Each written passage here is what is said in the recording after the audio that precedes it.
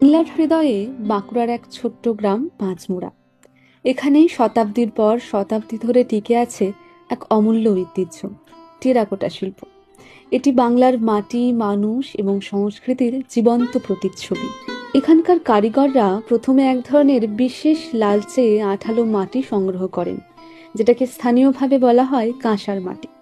তারপর এই মাটিকে ভালোভাবে মেখে তৈরি করা হয় আকার। তারপর সূক্ষ্ম হাতে ফুটিয়ে তোলা হয় হাতি, ঘোড়া, মানব মূর্তি সমেত নানান চরিত্র। মূর্তি শুকিয়ে গেলে তা পোড়ানো হয় চুল্লিতে। আগুনে পোড়ার পরই সেই মাটির গায়ে ফুটে ওঠে গাঢ় লালচে রং, যা টেরাকোটার প্রাণ।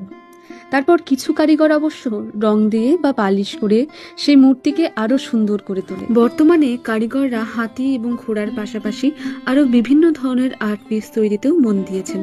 তার মধ্যে রয়েছে পেঁচা, গাছ মানব, বাড়িতে সাজানোর রাধাকৃষ্ণর মূর্তি, ঘর সাজানোর টেবিল ল্যাম্প ইত্যাদি আরো বিভিন্ন কিছু। এই কারিগররা মাটির সাথে লড়ছে, মাটি দিয়েই তারা গড়ছে। পাঁচমুড়া টেরাকোটা আমাদেরকে বারবার মনে করিয়ে দেয়, সময় যতই বদলাক, মাটির সাথে মানুষের সম্পর্ক যেন কখনো হারিয়ে না যায়।